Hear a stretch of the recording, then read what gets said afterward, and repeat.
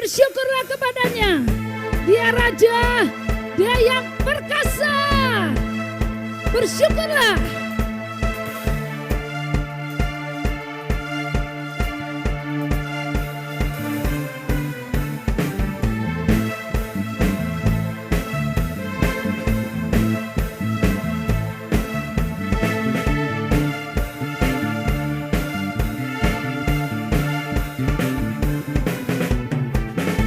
Bersyukurlah kepadanya, bawalah pujian bagi Dia, karena Dia Raja, Dia yang perkasa.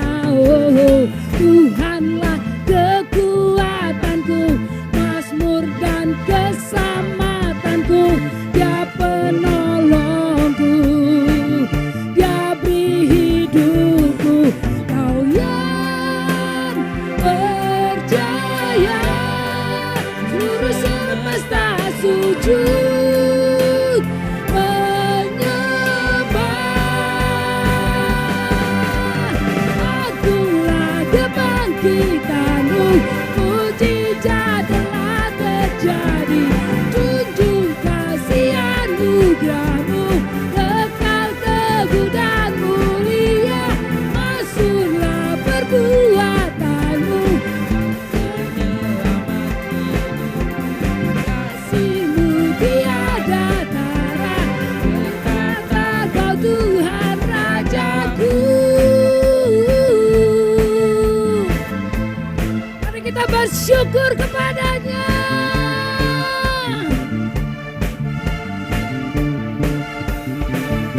Bersyukurlah, bersyukurlah kepadanya, bawalah pujian bagi Dia, karena Dia Raja, Dia yang perkasa.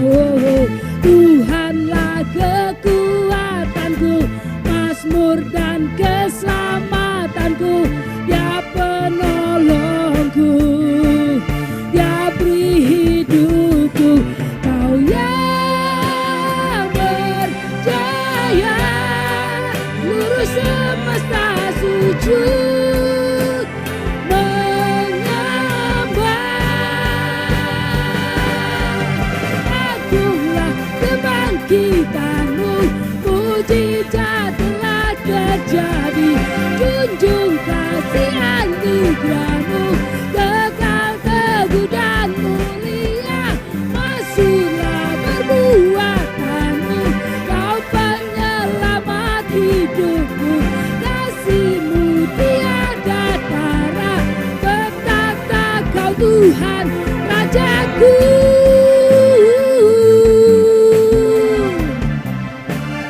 Dia yang berjaya selama-lamanya.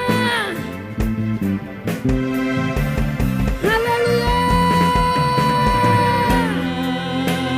Percaya, seluruh semesta sujud menyembah.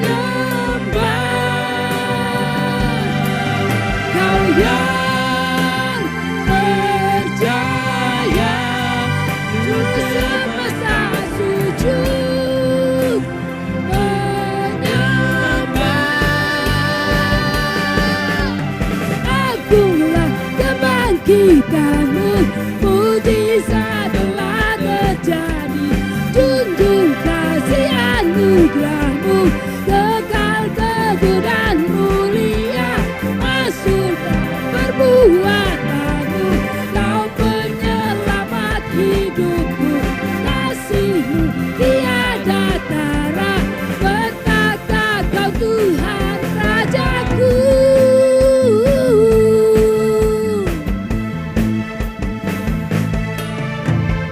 Bersoraklah bagi Dia.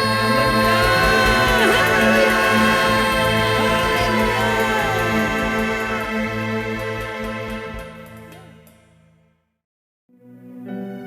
Dia senantiasa memberikan pertolongan dan kekuatan. Kami datang kepadamu Bapa. Kami menyembah-Mu. Hadirat-Mu memenuhi setiap kami. Haleluya.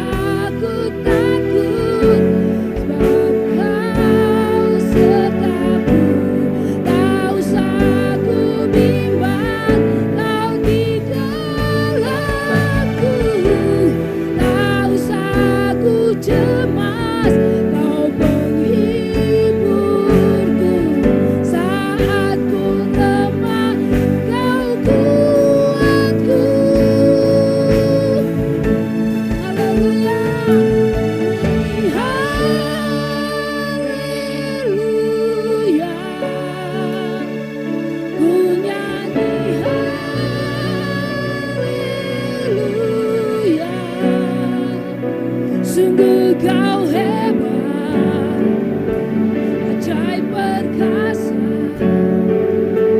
perbuatanmu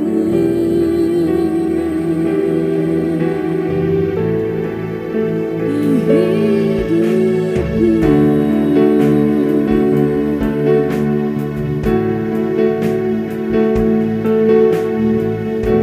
Ajaib Engkau Tuhan.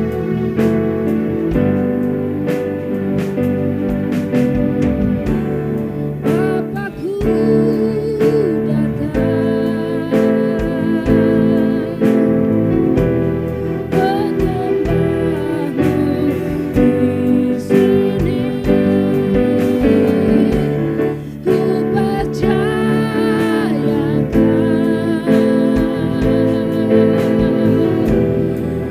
ada bagiku. Tak usah ku takut, Engkau sertaku. Tak usah ku bimbang, Kau di dalamku. Tak usah ku cemas, Kau penghiburku. Saat ku lemah, Kau kuatku. Nyanyi haleluya,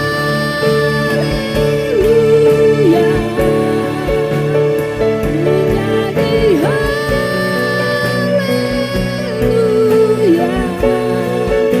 Sungguh Kau hebat, ajaib perkasa, perbuatanmu. Aku nyanyi haleluya, nyanyi haleluya, ku nyanyi haleluya.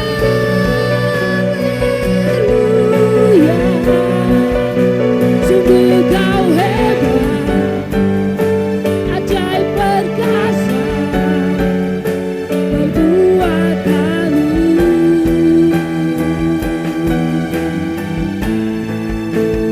di hidupku.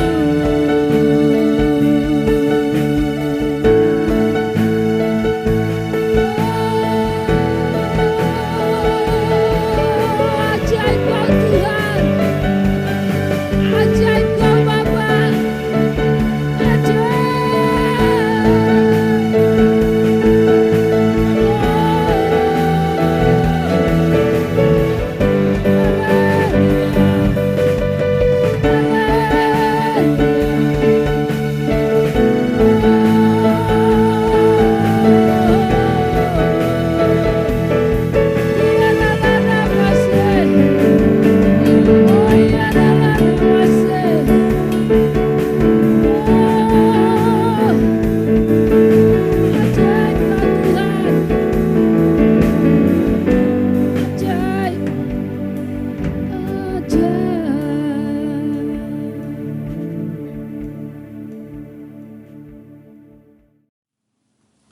Shalom saudara-saudara, puji Tuhan, haleluya. Hari ini kita bertemu lagi di dalam ibadah minggu kedua bulan Juni. Ya, kita bersyukur bahwa pada hari ini kita tetap semangat walaupun ibadah kita melalui online dan tidak mengurangi esensi ibadah kita. Saudara-saudara dalam Tuhan, mari kita berdoa sebelum mendengarkan firman Tuhan. Mari kita berdoa. Bapa, kami datang padamu Tuhan pagi hari ini, bersyukur padamu, memuji Engkau Allah kami ngejaib, Allah yang dahsyat Tuhan kami, Raja di atas segala raja, yang memelihara hidup kami selama satu minggu ini hari lepas hari, sehingga kami tidak kekurangan suatu apapun. Nah, pada hari ini kami kembali datang Tuhan bersama-sama gerejamu, umatmu, untuk beribadah dan mendengarkan firman Tuhan. Mari Bapa, hamba berdoa supaya Tuhan mengurapi hambamu, mengurapi semua yang mendengarkan, yang menyaksikan, mengurapi jemaat Tuhan yang mengikuti firman Tuhan ini. Biarlah Tuhan kuasa-Mu nyata, ada manifestasi kuasa-Mu, penyertaan-Mu di setiap pribadi-pribadi yang menyaksikan khotbah ini. Terima kasih Tuhan, kalau yang sakit biarlah disembuhkan, yang lemah dikuatkan, dan yang ragu-ragu beroleh kepastian, beroleh peneguhan. Terima kasih Tuhan. Kami serahkan pemberitaan firman ke dalam tangan Tuhan. Dalam nama Yesus kami berdoa, kami syukur. Haleluya, sama-sama katakan amin. Ya, salam saudara-saudara. Minggu lalu ada satu firman yang saya kutip dari Petrus. 2 Petrus mengatakan, ya, baiklah kepada iman kita tambahkan kebajikan. Kepada kebajikan, kesalehan. Pada kesalehan juga ketekunan. Nah, saudaraku, pengetahuan. Nah, saudaraku, hari ini kita belajar untuk mengetahui apa sebenarnya rencana Tuhan, rencana Allah dalam hidup kita, gereja Tuhan. Saudara kasih dalam Tuhan, saya mengajak kita melihat dari kitab Daniel pasal 9 ayat 20 sampai 27. Ya. Kita sedang belajar tentang 70 masa, yang setiap masa dalam 7 tahun atau 7 tahun, sehingga disebut 70 minggu Daniel, ya, 70 minggu Daniel. Nah, bagaimana kita generasi akhir zaman ini harus hidup? Saya percaya bahwa minggu 70 Daniel ini sudah hampir semuanya digenapi, tinggal satu lagi yang belum digenapi, yaitu 1 minggu. 1 minggu yaitu 7 tahun. 7 tahun, bagian 7 tahun yang terakhir ini, inilah yang sedang kita tunggu. Apakah sudah berlangsung atau nanti akan?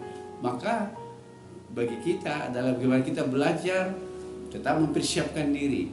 Mari kita lihat saudaraku, yang pertama firmannya begini, saya bacakan.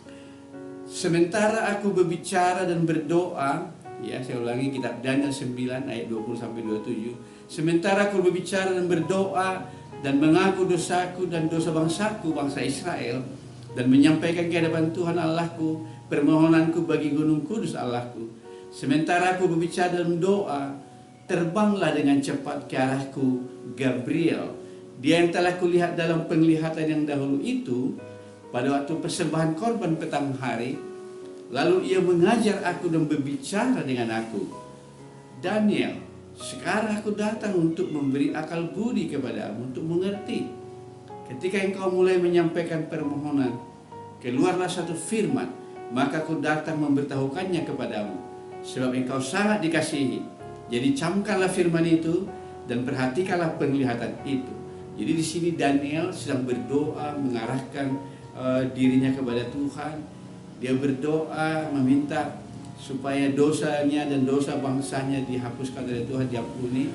Maka datanglah Gabriel, malaikat Tuhan, memberitahu kepada dia tentang apa yang akan terjadi pada masa yang akan datang. Jauh, ya, masih jauh pada masa yang akan datang sampai masa kita saat ini. Nah, kira-kira dia mengatakan demikian, 70 kali, ayat 24, 70 kali 7 masa telah ditetapkan atas bangsamu dan atas kotamu yang kudus, untuk melenyapkan kefasikan, untuk mengakhiri dosa, untuk menghapuskan kesalahan, untuk mendatangkan keadilan kekal, untuk menggenapkan penglihatan dan nabi, dan untuk mengurapi yang maha kudus. Maka ketahuilah dan pahamilah dari saat firman itu keluar, yakni bahwa Yerusalem akan dipulihkan dan dibangun kembali sampai pada kedatangan seorang yang diurapi, seorang raja. Ada 70 kali 7 masa, dan 62 kali 7 masa lamanya kota itu akan dibangun kembali dengan tanah lapang dan paritnya, tetapi di tengah-tengah kesulitan. Sesudah ke-62 kali 7 masa itu akan disingkirkan seorang yang telah diurapi, padahal tidak ada salahnya apa-apa. Maka datanglah rakyat, seorang raja, memusnahkan kota dan tempat kudus itu. Tetapi raja itu akan menemui jalannya dalam air bah, Dan sampai pada akhir zaman akan ada peperangan dan pemusnahan seperti yang telah ditetapkan. Raja itu akan membuat perjanjian itu dengan menjadi berat bagi banyak orang selama 1 kali 7 masa. Pada pertengahan 7 masa itu, ia akan menghentikan korban sembelihan dan korban santapan, dan di atas sayap kekejian akan datang yang membinasakan sampai pemusnahan yang telah ditetapkan menimpa yang membinasakan itu. Saudaraku, apa maksud dari ke-70 minggu Daniel? 70 minggu atau 70 kali 7 masa ini, saudaraku, merupakan nubuat tentang Mesias dalam perjanjian lama yang sebenarnya bisa dikatakan paling signifikan. Ada banyak nubuatan dalam perjanjian lama. Saudaraku, saya sekedar ingin mengingatkan bahwa perjanjian lama itu adalah kitab yang memiliki otoritas. Karena waktu Yesus ada di dunia selama 33,5 tahun, Yesus tidak pernah sekalipun meralat perjanjian lama. Bahkan Yesus dalam khotbah-khotbahnya, dalam pengajarannya, sering sekali mengutip perjanjian lama. Dia mengutip tentang air bah, tentang Nuh. Dia mengutip tentang Yunus yang ditelan oleh ikan 3 hari. Dia mengutip banyak dari perjanjian lama. Ya, mengutip kitab Daniel. Nah, dan saudaraku, ini menunjukkan bahwa perjanjian lama itu dikuatkan dan diteguhkan oleh Tuhan Yesus. Nah, nubuat yang kita baca ini sekarang ini bicara mengenai masih akan datang. Nah, di sini katakan 70 minggu atau 70 kali 7 masa merupakan nubuat tentang Mesias dalam perjanjian lama. Nah, pembagian ke-70 minggu ini dikatakan dalam ayat 24, Gabriel berkata, 70 kali 7 masa atau 70 minggu telah ditetapkan atas bangsamu dan atas kotamu yang kudus. Nah, saudaraku, ke-70 minggu ini harus dimengerti dalam tafsiran tahun, ya, atau dalam kata lain sebuah periode 490 tahun, ya, 70 kali 7 jadi 490, tapi bukan hari tapi tahun. Nah, nubuat ini kemudian membagi ke 490 tahun ke dalam 3 bagian kecil, saudara. Bagian pertama adalah 7 minggu, yaitu 49 tahun. Bagian kedua 62 minggu atau 434 tahun. Dan bagian ketiga 1 minggu atau 7 tahun. Nah, minggu terakhir bagian ketiga, yaitu sepanjang 7 tahun itu, inilah yang belum digenapi, ya. Bagian pertama 7 minggu sudah digenapi ketika kota Yerusalem dan bangun bait Allah dipulihkan. Lalu kemudian 62 minggu 434 tahun berikutnya sampai yang diurapi disingkirkan katanya. Nah, itu bicara mengenai Tuhan Yesus, ya, itu pun sudah digenapi. Nah, bagian ketiga di 1 minggu 7 tahun. Dan 7 tahun ini dibagi 2, 3,5 dan 3,5. Inilah yang sedang kita nanti-nantikan. Ayat 25 menyatakan dari saat firman itu keluar, yakni bahwa Yerusalem akan dipulihkan dan dibangun kembali sampai pada kedatangan seorang Yurapi, seorang raja, ada 70 kali 7 masa dan 62 kali 7 masa. 7 kali 7 masa adalah 49 tahun seperti saya sudah katakan. Dan 62 kali 7 masa adalah 34 tahun.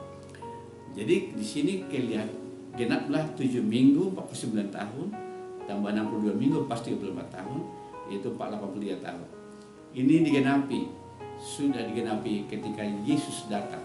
Nah, saudaraku, tujuan 70 minggu ke 70 minggu itu dalam ayat 24 dikatakan untuk menyatakan bahwa tujuannya adalah pertama, tujuan kedatangan seorang Yurapi yaitu Yesus. Pertama, melenyapkan kefasikan, mengakhiri dosa. Yang kedua, mengakhiri dosa. Yang ketiga, menghapuskan kesalahan. Yang keempat, mendatangkan keadilan yang kekal. Yang kelima, menggenapkan penglihatan dan nabi. Dan keenam, mengurapi yang maha kudus. Saudaraku, dan tujuannya ini semua berkaitan dengan penghapusan dosa secara menyeluruh dan menetapkan kebenaran. Nah, inilah saudaraku di mana Tuhan Yesus datang Dia mengatakan di kayu salib sudah selesai. Semua yang diperlukan untuk pengampunan, untuk pemulihan sudah selesai dilakukan Tuhan Yesus. Tinggal bagian kita manusia. Nah, saudara dalam Tuhan, yang perlu kita perhatikan secara khusus adalah nomor ketiga dalam urutan tersebut, yaitu menghapus kesalahan.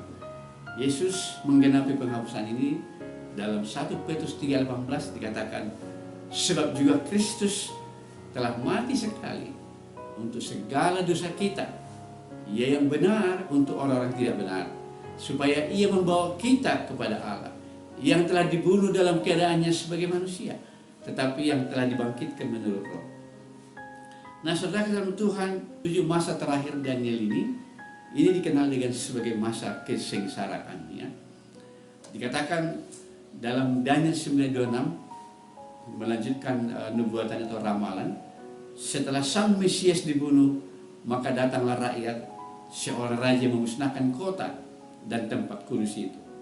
Nah, ini tergenapi saudaraku dengan kehancuran Yerusalem pada tahun 70. Lalu dilanjutkan, seorang raja yang datang itu adalah rujukan pada sang antikristus, ya, yang rupanya berhubungan dengan Roma atau kerajaan Romawi, ya, yang menghancurkan Yerusalem pada tahun 70. Nah, Daniel mengatakan bahwa antikristus akan dihukum. Ia hanya bertahta sampai suatu kerusakan yang memuncak, yang sempurna.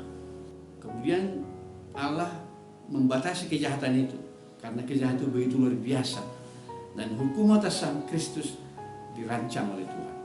Nah, inilah yang sedang kita tunggu di generasi kita ini. Saudaraku, 7 tahun itu, 3,5 tahun pertama itu adalah masa puncak keemasan gereja Tuhan. Nah, mari kita, saudaraku, kita mulai memahami pengetahuan ini. 3,5 tahun pertama itu adalah masa puncak keemasan gereja, kemuliaan gereja. Gereja mengalami, saudaraku, puncak kemuliaan, kesempurnaan, ya, 3,5 tahun pertama itu.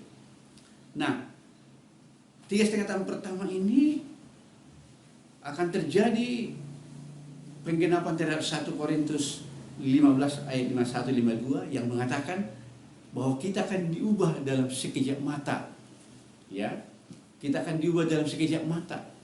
Nah, ini bicara mengenai pengangkatan. Nah, yang diubah sekejap mata adalah orang-orang yang masih hidup pada waktu terjadinya pengangkatan itu. Dan kemudian orang-orang yang telah mati dibangkitkan. Nah, kemudian bersama-sama diangkat oleh Tuhan. Nah, setelah gereja saudaraku diangkat, maka Alkitab mengatakan 3,5 tahun berikutnya adalah masa di mana pemerintahan antikris bekerja dengan luar biasa, dengan merajalela, di mana dosa digambarkan sempurna, dosa, puncak kejahatan, ya, masa kesengsaraan yang luar biasa. Dan orang-orang yang tidak ikut diangkat akan tinggal, akan mengalami masa yang sulit ini, masa penganiayaan ini, ya. Kemudian Tuhan sengaja mempersingkat waktunya hanya 3,5 tahun. Nah, di antara orang-orang tinggal itu ada dua golongan. Satu golongan ada yang bertobat dan akan mengalami pemurnian, sehingga mereka juga masuk ke dalam kerajaan kekal, kerajaan Allah. Tapi ada yang murtad, ada yang tidak mau bertobat. Nah, mereka ini akan ditimpa kebinasaan di dalam neraka. Nah, saudaraku, orang-orang Kristen yang tidak diangkat ini mengalami kesengsaraan besar pada masa ini, ya. Ini, saudaraku, saya yakin tidak seorang pun kita yang akan mau ikut di dalam hal ini. Nah, yang pasti, saudaraku, bahwa Allah mempunyai jadwal. Nah, ini yang mau kita pelajari. Allah mempunyai jadwal dan Ia menjaga ketepatan jadwal tersebut. Ia mengetahui akhir sejak awalnya. Jadi Tuhan itu luar biasa. Apa yang akan terjadi pada masa yang akan datang, sudah tahu sampai dan diberitahukannya kepada umatnya. Luar biasa. Ini sungguh-sungguh Alkitab itu, firman Tuhan itu sungguh-sungguh nyata. Dia menjadi guidance kita, ya, menuntun, ya, menuntun dari awal sampai akhir. Ini sungguh luar biasa. Tidak ada kitab seperti ini. Berbahagialah orang yang membacakannya, kata kitab Wahyu, kata Yohanes dalam Wahyu. Berbahagia orang yang membacakan dan mempelajarinya. Banyak orang akan mempelajarinya, tapi banyak juga orang mengabaikannya. Nah, kita anak-anak Tuhan nggak boleh mengabaikannya. Kita harus tahu di mana kita sekarang hidup dan kemana kita sedang melangkah. Orang yang tidak tahu di mana dia berada dan kemana melangkah, itu adalah orang yang sesat, saudaraku. Orang yang akan hilang. Kenapa? Karena dia akan terombang-ambingkan, ya, terombang-ambing, dan akhirnya hidupnya, saudaraku, menjadi tidak jelas, tidak ada visi, tidak ada tujuan, dan orang seperti ini akan mudah dihancurkan oleh dunia ini. Saudaraku, kita sebaiknya menantikan kedatangan kembali Tuhan ini dengan sungguh-sungguh. Kita tidak tahu saat dan jamnya kedatangan Tuhan, tapi Alkitab bilang kamu bisa melihatnya dengan melihat tanda-tanda zaman. Kita perhatikan tanda-tanda zaman makin banyak digenapi, ya, baik Israel secara jasmani, negara Israel, baik peristiwa-peristiwa secara rohani. Ya, Alkitab mengatakan bahwa Injil kerajaan ini akan diberitakan ke seluruh dunia, baru tiba kesudahannya. Nah, tanda-tanda ini sudah mulai digenapi. Dengan adanya sosial media, tidak ada seorang pun yang punya alasan belum pernah membaca Injil. Tidak ada alasan lagi, karena apa? Di YouTube, di sosial media, Facebook, di mana saja, di Google, kita klik jalan keselamatan, pasti muncul. Kita klik rahasia masuk ke surga, pasti muncul. Kita klik Injil, tulis aja, pasti ada. Jadi tidak ada alasan lagi bagi semua orang. Bagi siapa saya tidak ada alasan, tidak tahu, tidak punya informasi. Saudaraku, ini saatnya kita tujukan perhatian kita pada hal-hal surgawi setiap hari, setiap jam, bahkan setiap saat. Ini saatnya kita lebih mengenal isi hati Tuhan, saudaraku. Ya, di tengah-tengah pandemi ini, kita harus menyadari bahwa ada maksud Tuhan. Bangsa-bangsa di dunia, tidak hanya satu negara, tapi seluruh dunia sekarang ditimpa masalah yang sama. Ini Tuhan sedang menyapa dunia, Tuhan sedang menyapa saudara dan saya. Tuhan sedang mengingatkan, oh saudaraku, ya, Rasul Paulus pernah kena lockdown, ya, istilahnya. Kenapa lockdown? Dia pergi dalam perjalanan, dilawat Tuhan dengan seperti cahaya matahari, menimpa dia buta. Nah, 3 hari dia buta, itu artinya dia lockdown 3 hari. 3 hari lockdown, bertobat, saudaraku. Bertobat, mengubah seluruh kehidupannya. Dia mengatakan, aku menganggap semuanya sampah, katanya. Semua aku anggap rugi. Karena apa? Pengenalan akan Yesus lebih mulia dari semuanya itu. Kenapa? Hanya 3 hari kena lockdown, dia sudah bertobat. Tapi sekarang ini banyak orang sudah lockdown berbulan-bulan, sudah menyadari apa yang terjadi sekarang ini gara-gara COVID-19 ini. Seluruh bangsa, seluruh negara kuat, negara lemah, presiden yang hebat, semua mengalami masalah yang sama. Yang kaya, yang miskin. Ya, saudaraku, apakah ada pertobatan? Saya percaya banyak yang bertobat. Tapi sayang sekali kalau dalam situasi ini tidak bertobat juga.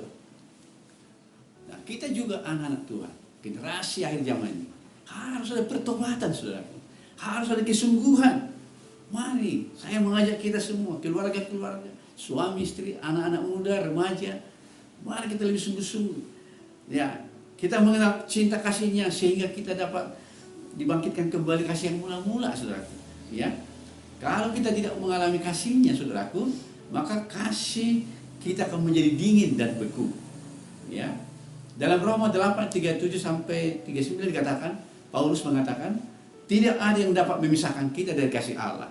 Ya, baik penderitaan, baik apapun, penguasa-penguasa di di atas, di udara, di bawah tanah, apapun tidak dapat sakit dari kasih Allah. Dan Paulus sekali lagi saya mengatakan, ya karena kasih yang dialaminya, dan dia berkata, semuanya ku anggap rugi dan ku anggap sampah katanya. Karena pengenalan akan Kristus lebih mulia dari semua, luar biasa. Tapi kenapa dia bisa berkata ini, saudaraku? Karena dia mengalami kasih Tuhan. Sama itu seperti kalau kita pernah menemukan makanan yang enak sekali. Nah, makanan yang sebelum-sebelumnya nggak enak lagi, saudaraku. Sudah hambar. Kenapa tidak enak? Kan ketemu yang paling enak. Ada standar baru. Nah, kita juga harus naik standar hidup kita, naik standar kasih kita. Kenapa? Karena kita mengenal kasih Tuhan. Saudaraku, ini waktunya kita mengejar ketertinggalan.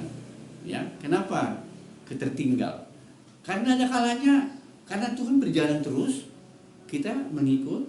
Kadang-kadang kita lalai, kita tertinggal. Pernah perhatikan seorang anak dan bapak beriringan berjalan waktu kita masih kecil, lalu kita tiba-tiba tertinggal, lalu orang tua jalan terus, saat kita sadar, wah, mana bapak, mama sudah jauh depan, lalu kita berlari mengejar, papa, papa, lalu kita kejar lagi, lalu bapak kita menoleh orang tua kita, dari mana saja kau nak? Oh, rupanya kita sedang main-main, ada distraction, ada ada pengalihan, ya. Bisa saudara bayangkan ya, ya halo jemaat Tuhan, bisa bayangkan. Jadi bapak, ayah dan ibu jalan terus, orang tua, tiba-tiba kita lihat sesuatu, ya, ada kita lihat mainan atau apa, kita menyimpang, lalu kita tertinggal. Itu namanya distract, pengalihan. Jadi sekarang ketika kita sadar, kita tertinggal, papa, lalu kita berlari mengejarnya. Kita berlari mengejar. Nah, inilah yang kita lakukan. Mari kita kejar tahun-tahun yang telah lewat, ya, oleh karena kelalaian, karena pengalihan terjadi pada kita, ya. Yesaya pasal 40:31 dikatakan, mereka seumpama raja wali yang naik terbang dengan kekuatan kedua sayapnya. Mereka berlari dan tidak menjadi lesu, berjalan dan tidak lelah. Mari kita berlari kekuatan dari Tuhan. Kita mengejar ketertinggalan kita, saudara. Ya, apa yang selama ini ketinggalan, ya mungkin saudara beberapa sudah nggak baca Alkitab lagi, baca kembali. Tidak, beberapa orang mungkin tetap baca Alkitab tapi tidak mendapatkan apa-apa, lebih sungguh lagi, lebih bertekun lagi. Amin, saudaraku, bertekun. Ini tema kita dalam beberapa minggu ini, bertekun senantiasa.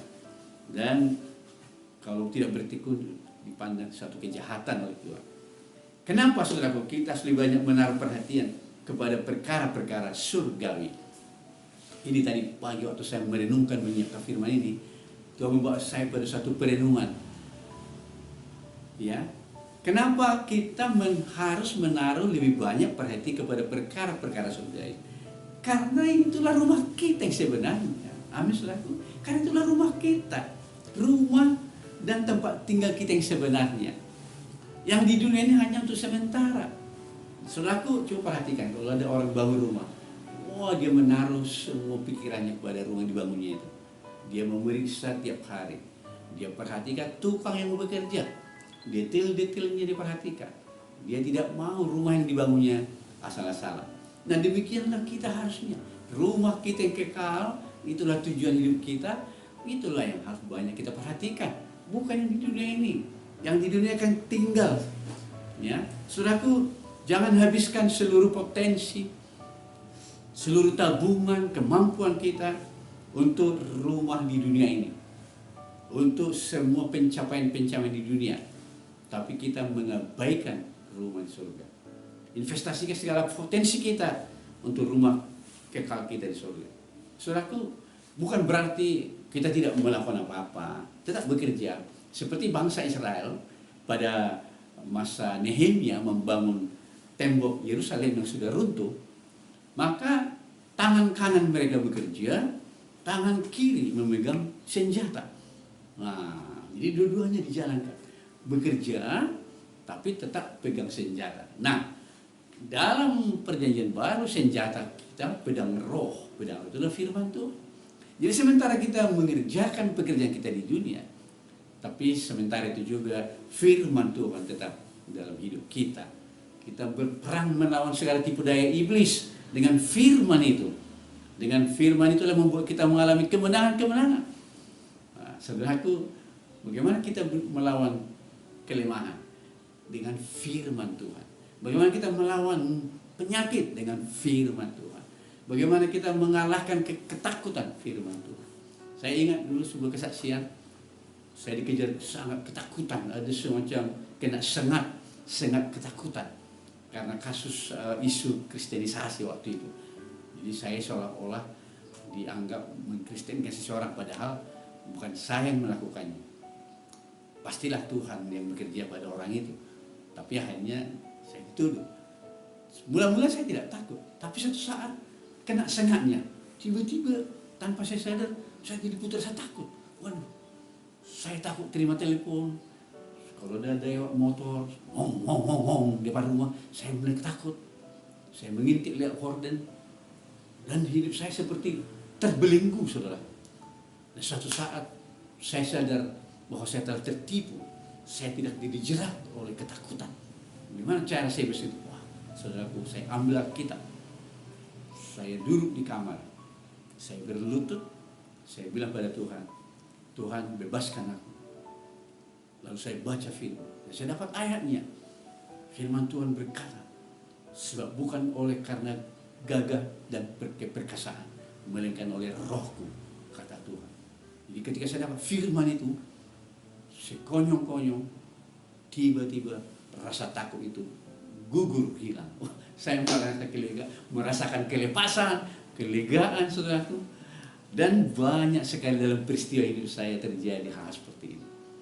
Ya, banyak hal yang Tuhan bebaskan saya dari firman. Firman itu kuncinya. Nah, itulah pedang yang kita pegang. Ya, kalau kita takut apa yang akan terjadi, kita pegang firman-Nya. Firman itu adalah fakta. Firman itu adalah ya dan amin. Langit dan bumi akan berlalu, tapi firman tak selama-lamanya.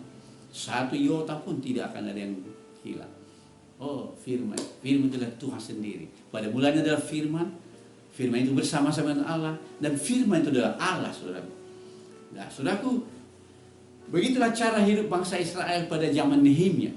Ya, tangan kanannya bekerja, kemudian tangan kiri pegang senjata. Ingat, saudaraku, kita akan memperoleh apa yang kita tekuni. Kalau kita bertekun untuk dunia, kita akan dapatkan dunia dari kebinasaan. Tapi kalau kita bertekun dalam Tuhan, saya ulangi, kalau kita bertekun dalam Tuhan, kita akan memperoleh harta surgawi yang kekal. Amin. Jadi apa yang kita tekuni, itulah yang kita dapatkan. 1 Petrus 4 ayat 7 sampai 10. Kesudahan segala sesuatu sudah dekat. Karena itu kuasailah dirimu dan jadilah tenang supaya kamu dapat berdoa. Wow, berdoa. Kita bisa dapat berdoa kalau kita tenang. Ya. Dan kita menyadari bahwa kita sedang hidup pada waktu-waktu yang sudah makin dekat. Nah, tetapi yang terutama, ayat 8, yang terutama ya, kasihlah sungguh-sungguh seorang yang lain, sebab kasih menutupi segala. Saudaraku, jadi kita generasi hari zaman itu pertama tadi hidup mengejar perkara pada surga. Yang kedua, kita selalu menyadari bahwa kita harus bertekun mengejar Tuhan, mengejar kehendaknya. Apa yang kita tekuni itu yang kita peroleh. Yang berikutnya, dalam sebagai generasi akhir zaman ini, kita menyadari bahwa sudah segala sesuatu sudah dekat. Karena itu kita harus menjadi orang yang suka berdoa. Luar biasa. Yang berikutnya ayat 8 katakan mengasihi sungguh-sungguh seorang lain. Kemudian ayat 9, berilah tumpangan seorang akan yang lain dengan tidak bersungguh-sungguh. Saudaraku, di akhir zaman ini jangan kita bersungguh-sungguh. Apa artinya beri tumpangan? Bantu, itu maksudnya bantu orang. Jadi ada orang perlu tumpangan. Tumpangan apa? Lain tumpangan ini. Ya, pertolongan apa saja. Tolong orang itu. Jadi yang kuat menolong yang lemah. Ya, demikianlah hendaknya kamu bertolong-tolongan, katanya. Lalu ayat 10, layanilah seorang yang lain sesuai karunia yang telah diperoleh tiap-tiap orang sebagai pengurus yang baik dari kasih Tuhan. Saudaraku, tanggalkan apapun yang membebani dan mengikat kita. Ya, kita berjalan dan hidup dipimpin oleh Roh. Kita adalah orang-orang merdeka karena Kristus telah memerdekakan kita. Galatia 5 ayat 1. Ya, Galatia 5 ayat 1 katakan supaya kita sungguh-sungguh merdeka, maka Kristus telah memerdekakan kita. Ya, pada masa-masa kegelapan seperti pandemi dan lain-lain seperti sekarang ini, apapun persoalan kita umat Tuhan tidak perlu takut dan khawatir, sebab Tuhan sudah menjanjikan pemeliharaannya atas kita. Amin. Janganlah hendaknya kamu khawatir tentang apapun juga, tapi nyatakanlah dalam segala hal permohonanmu kepada Tuhan. Maka damai sejahtera Allah melampaui segala akal akan memelihara hati dan pikiranmu. Yang terakhir, saudaraku, Yesaya 60, 1 dan 2 katakan, bangkitlah dan menjadi teranglah, sebab terang Tuhan terbit atasmu.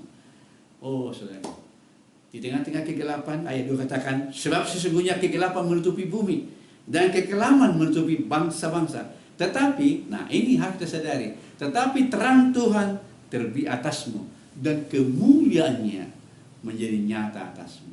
Luar biasa. Saudaraku, di dalam minggu-minggu ini, mari kita masuki setiap hari, setiap jam, tetap senantiasa berfokus kepada Tuhan. Sementara kita melakukan aktivitas, hati kita terus terhubung pada Tuhan. Hidup kita selaras dengan firman-Nya. Jauhilah segala hal-hal yang duniawi, saudaraku. Anak-anak muda, hiduplah di dalam kekudusan. Tanggalkan segala beban-beban yang perkara-perkara yang membebani, yang menghalangi kaki kita melangkah dengan lincah, dengan baik. Tanggalkan semuanya. Saudaraku, generasi akhir zaman ini hidup tetap. Kita tidak tahu kapan minggu terakhir itu, yang 7 tahun. Tapi kalau kita lihat tanda-tanda, ada banyak tanda menunjuk kepada kita bahwa kita sedang memasuki seperti latihan. Bagi saya ini seperti latihan. Jadi kita dilatih dulu sebelum kita nanti memasuki yang lebih mungkin lebih sulit lagi. Tapi saya percaya di dalam setiap kesulitan kita hadapi, Tuhan selalu beserta kita. Tuhan menyertai kita, Tuhan menyertai saudara, jemaat Tuhan dimanapun saudara berada. Diberkatilah engkau, diberkatilah kau dimanapun engkau berada. Anak-anak muda diberkati studimu, pekerjaanmu. Orang-orang tua diberkati keluargamu. Anak-anak muda semua kita. Mari kita berdoa. Bapa di surga, terima kasih Tuhan untuk firman dan kebenaran telah kami dengarkan. Kami percaya firman-Mu adalah ya dan amin. Firman-Mu hidup, firman-Mu tetap selama-lamanya. Kami percaya Tuhan, saat ada orang yang mendengarkan firman-Mu ini dan mau memberikan hatinya kepada firman, maka mereka akan berubah, akan ada perubahan, dan jemaat-Mu akan diubahkan naik ke level yang lebih tinggi kehidupan rohaninya. Terima kasih, hamba berdoa, lawat kami semua, bawa kami semua ya Tuhan, baik yang muda sekali, anak-anak sampai orang tua, semakin mengalami pertolongan Tuhan, mengalami berkat-berkat Tuhan. Terima kasih Tuhan untuk firman-Mu, terpujilah Engkau, dalam nama Yesus kami berdoa, kami syukur. Haleluya, sama-sama kita katakan